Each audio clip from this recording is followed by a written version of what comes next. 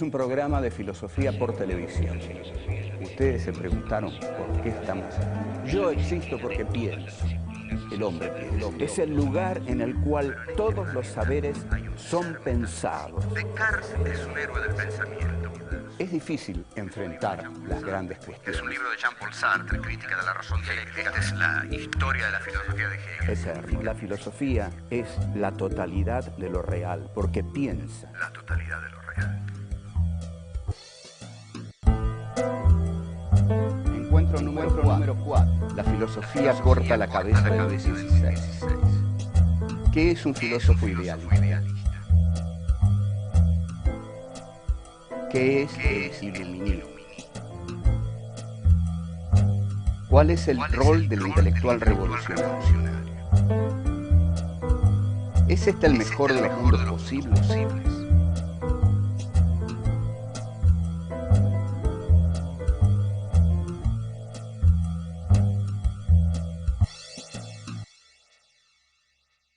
Habíamos visto que la filosofía no era la historia de lo que llamamos antes los héroes de la filosofía, sino que la filosofía es la historia de los desarrollos históricos en los cuales los filósofos forman parte de ellos, y Descartes concretamente surge en la filosofía como aquel que expresa la subjetividad capitalista, al sujeto capitalista, al hombre del capitalismo.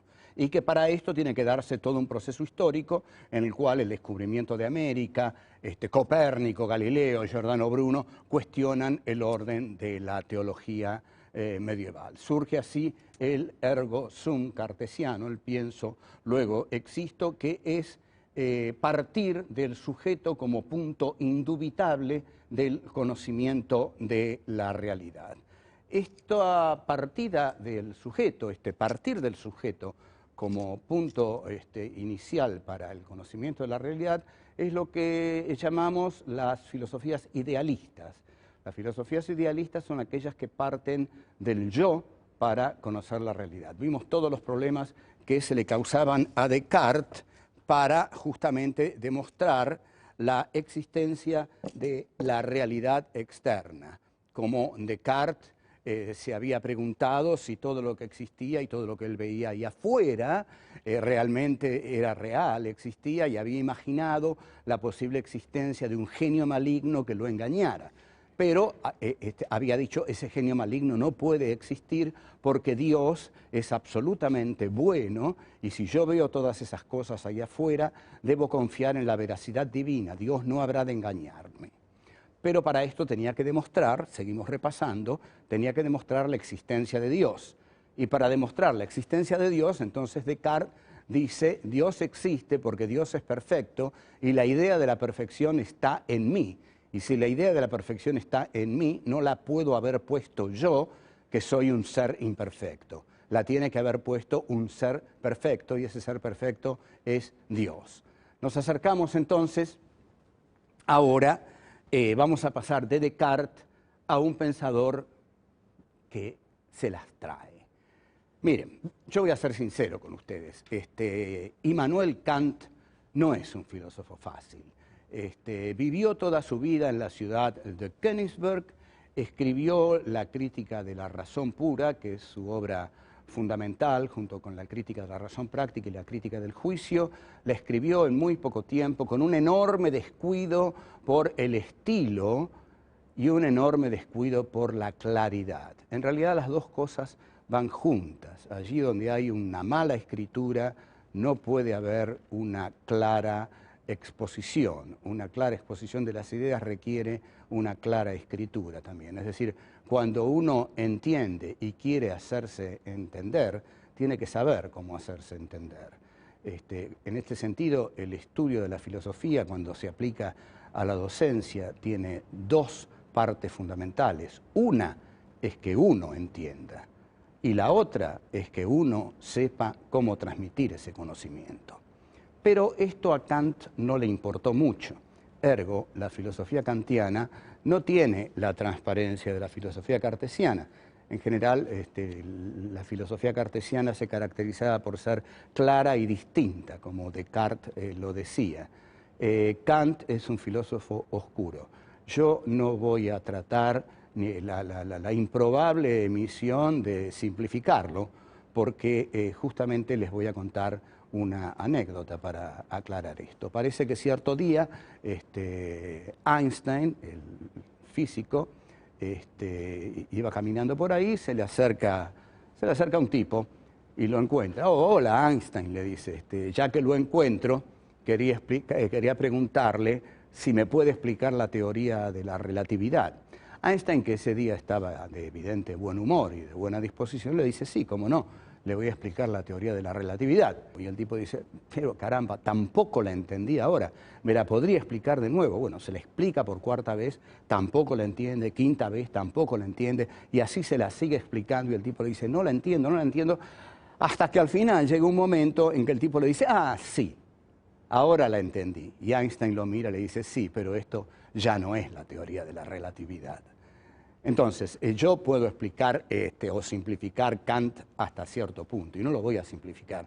Lo que voy a tratar de hacer es explicarlo claramente, con la mayor claridad que me sea posible, pero es un pensamiento difícil.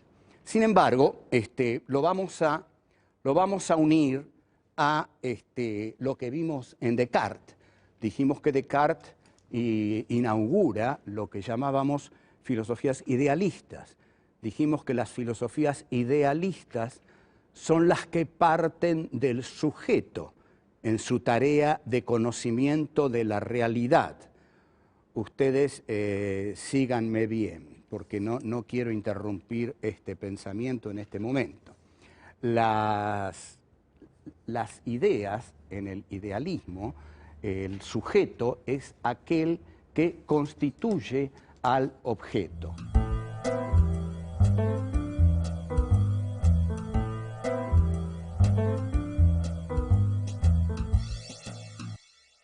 ¿Qué pasa con Kant? Kant es un filósofo que viene después de Descartes, por supuesto, pero después ¿en qué sentido? En un sentido histórico fundamental. Nosotros dijimos que Descartes, cuando dice pienso, luego existo, le corta la cabeza a Luis XVI. Habíamos dicho que 13 siglos de Edad Media no habían acelerado la historia en absoluto porque el hombre esperaba que todo lo hiciera Dios y no hacía nada salvo esperar el cumplimiento de la promesa divina y el reino de los cielos.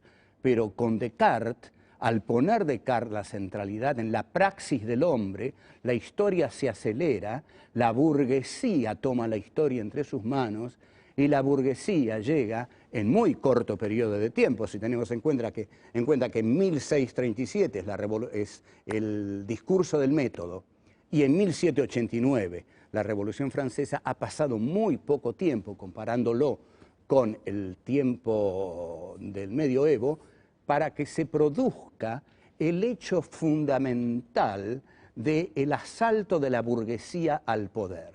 En 1789, en efecto, con la toma de la Bastilla y el decapitamiento de Luis XVI, la clase capitalista burguesa se adueña del poder.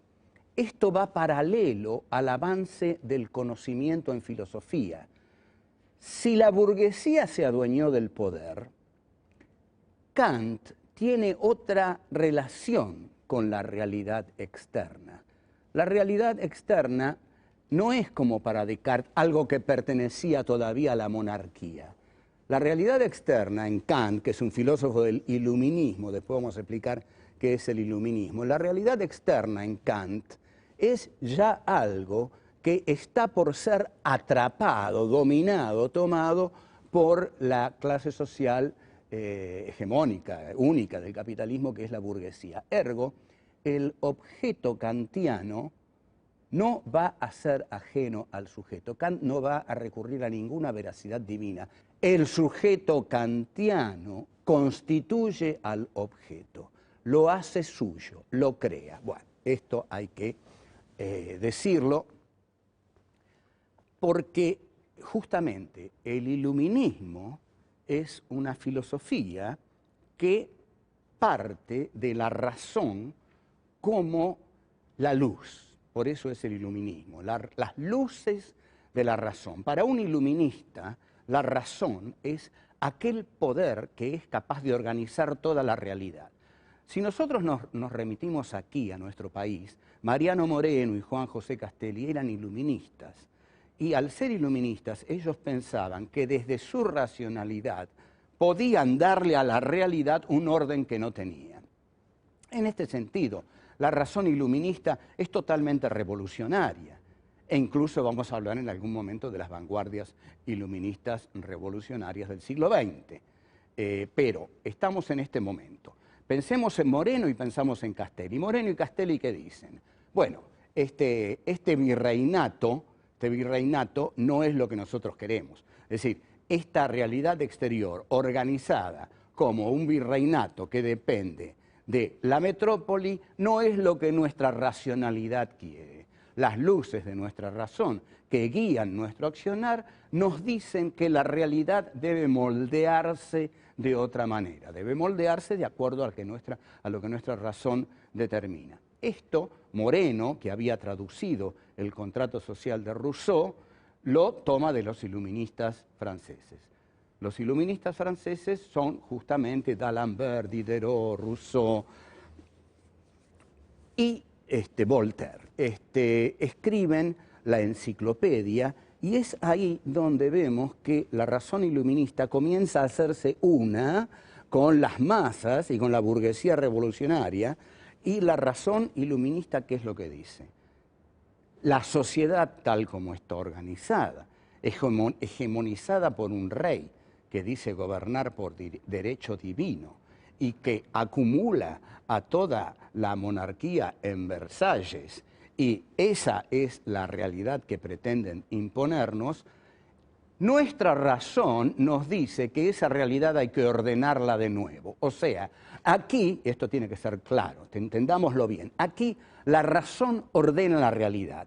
La realidad esa que yo veo con un rey que dice gobernar por derecho divino, y todos sabemos que nadie gobierna por derecho divino porque el hombre se adueñó de la historia. Y como el hombre se adueñó de la historia, nadie que me venga a decir que gobierna por derecho divino, señores, porque aquí los lazos con Dios los cortamos. Los cortó Descartes ya en 1637. Así que los revolucionarios franceses hacían la Revolución Francesa en nombre de los derechos del hombre. Y los derechos del hombre no admitían ningún liderazgo de reyes que dijeran gobernar por derecho divino. Entonces, esa realidad, dicen los iluministas, los racionalistas franceses, esa realidad que vemos ahí hay que cambiarla, porque nuestra razón nos lo está diciendo. Esa realidad no se compadece, esa realidad no está de acuerdo con lo que nosotros pensamos.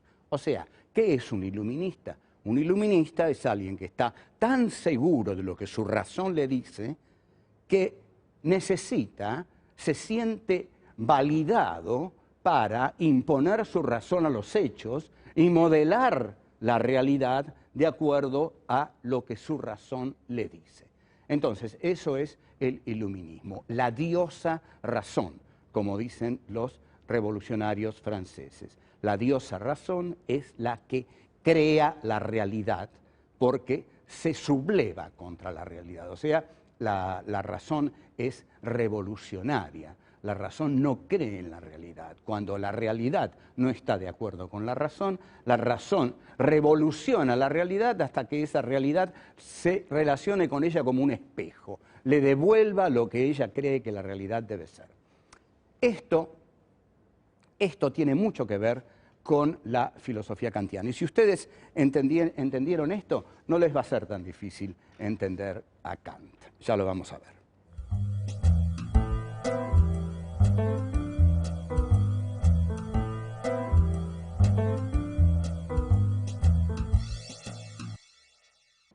El rol del intelectual revolucionario lo estamos viendo.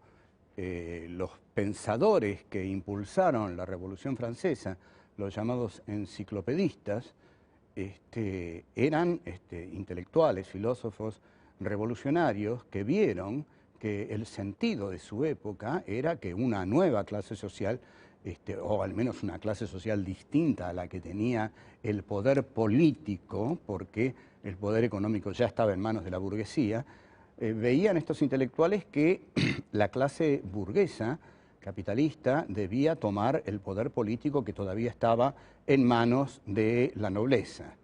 Entonces, estos intelectuales escriben un texto, que es la enciclopedia, donde las brillantes plumas de D'Alembert, Diderot, Voltaire, Rousseau, se unen para explicar lo que está pasando, y en tanto lo explican, lo aclaran, es decir, inciden en los revolucionarios, porque los revolucionarios, siempre que la realidad es puesta en ideas, ya no solo luchan, sino que saben por qué luchan. Aquí, en 1845, cuando los unitarios de Montevideo, que luchaban contra Rosas, leen el Facundo de Sarmiento, dicen una frase notable: ahora sabemos por qué luchamos, dicen. Mientras que la frase que dice Rosas es justamente la contraria. Dice: así es como se me ataca, ya verán que nadie me defiende de este modo. Entonces, el rol del intelectual es saber que participa de la historia, saber que la historia cambia, percibir esos cambios y hundirse en ellos como un elemento más, pero como el elemento de la comprensión, como el momento de la intelección del cambio. Porque todo proceso debe pensarse a sí mismo, y se piensa a sí mismo en todos aquellos que participan de él, pero el intelectual revolucionario es el que tiene un protagonismo fundamental en esto, porque es quien está capacitado para pensarlo con más rigor. Pero justamente su rigor es tal porque forma parte de la historia de ese movimiento revolucionario. Por ejemplo, Voltaire escribe un libro muy encantador que es Cándido o el optimismo. Aquí lo que hace Voltaire es poner a un personaje al que llama Doctor Pangloss, y a este Doctor Pangloss en él encarna una concepción del filósofo Leibniz acerca de el mejor de los mundos posibles. Leibniz había razonado muy simplemente del siguiente modo: Dios se había puesto a elegir mundos. De todos los mundos posibles, Dios eligió el mejor para nosotros. O sea que con todas las imperfecciones que tiene, es de todos modos el mejor de los mundos posibles que Dios eligió para nosotros. Esta es la filosofía panglossiana del doctor Pangloss, que tiende, por supuesto, a la justificación total y absoluta de todo lo existente. De aquí que se diga de aquellos que tienden a justificar las situaciones de hecho, aun cuando sean atroces, que son panglossianos. Ahora, con esto Voltaire intentaba decir que se vivía en el peor de los mundos posibles. Y esto lo dice el personaje Cándido. Cándido le dice a Pangloss: pero sin embargo, el mal se ha enseñoreado de la tierra. ¿Cómo es esto que me dice usted que vivimos en el mejor de los mundos posibles? Y Pangloss siempre le da un ejemplo sobre que de tal cosa que era horrible había resultado otra que no era tan mala, y que de esta había resultado otra horrible, pero había resultado otra que no era tan mala. Es decir, daba toda una justificación de lo existente, ante la cual Cándido quedaba desarmado, pero el lector de Voltaire se daba cuenta de que Pangloss era un personaje muy miserable, destinado a justificar lo injustificable. Y hay cosas que no tienen justificación posible.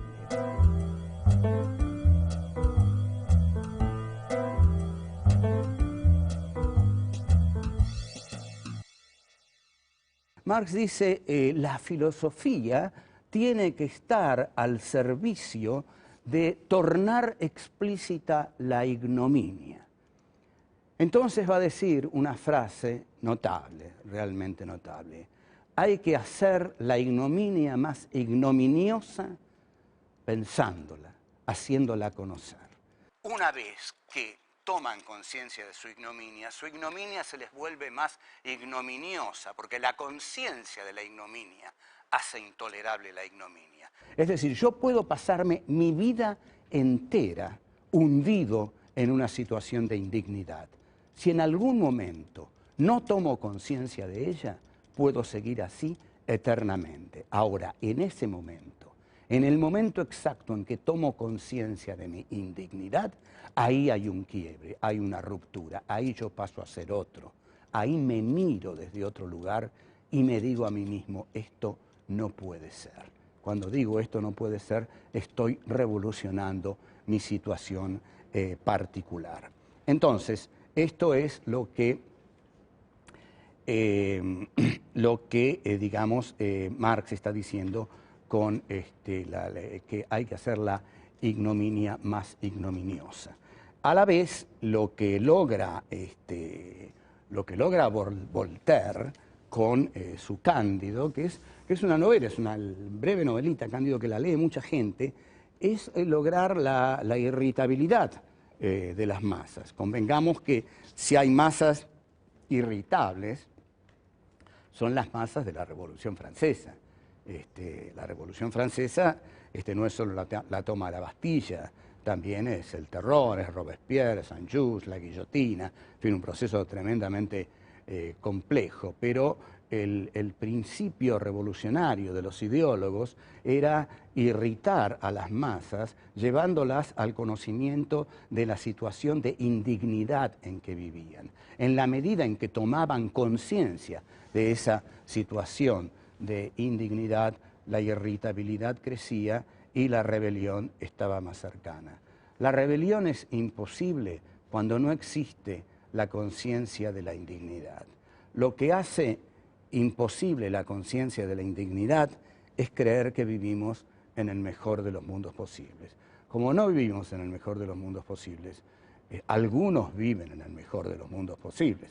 Digamos que hay una relación aquí de cierta incomodidad, que para que algunos vivan en el mejor de los mundos posibles, otros tienen que vivir en el peor de los mundos posibles.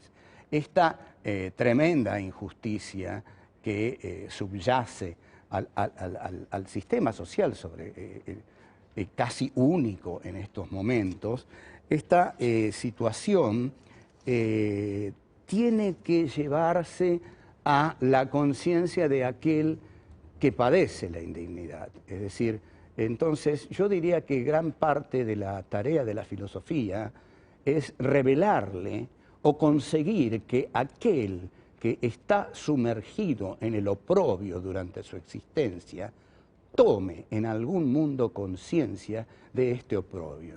En la medida en que toma conciencia de este oprobio, la decisión de cambiarlo empieza ahí.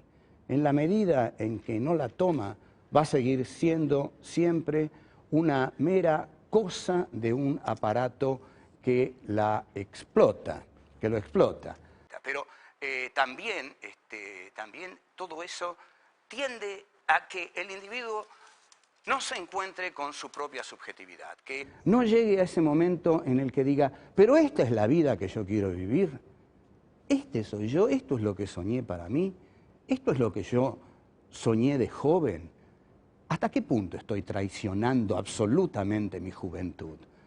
Porque yo pensé algo para mí cuando era joven. Después lo fui pensando cada vez menos. Después entregué esto, después entregué aquello, después entregué aquello, y ahora estoy aquí, entregado, idiotizado, viendo estupideces todo el día, obedeciendo órdenes durante el día, comiendo mal y viendo estupideces y durmiendo mal también. Esto tiene que cambiar. Ese momento exacto es el de la conciencia crítica, el de la conciencia crítica. La conciencia crítica es ese momento en el cual el individuo descubre su yo verdadero, íntimo, el yo desde el cual él se permite cuestionar su propia vida y el mundo que lo rodea. Y esto es realmente muy, muy alentador. La filosofía debe ayudar en estas cosas a que ocurran. Son muy valiosas.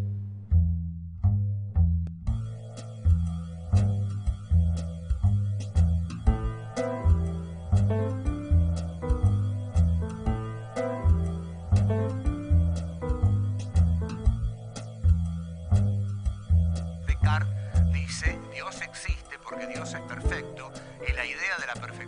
está en mí.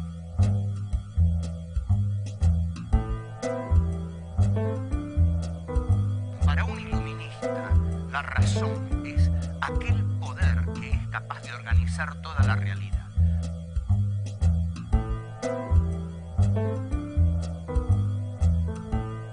Hay que hacer la ignominia más ignominiosa pensándola, haciéndola conocer.